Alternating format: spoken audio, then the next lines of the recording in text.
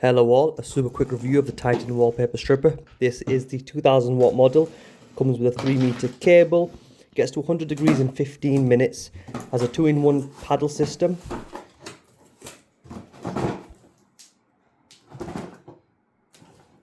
In the box we have the cable, so this is the 3 meter cable to start with, a fairly long hose, and the actual machine itself. So you can see where the orange lid is, that's where you unscrew and obviously fill it up, and it's got I believe that's a standard kettle plug on the back as well.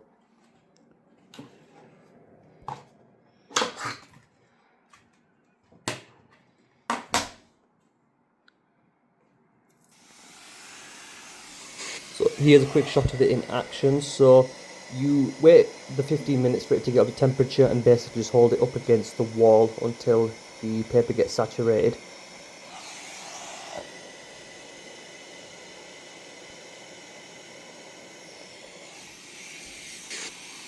And then it's just a case of scraping. So this was a bit difficult to do one-handed, but took almost no effort whatsoever. So definitely recommend this. I think I paid about 36 quid.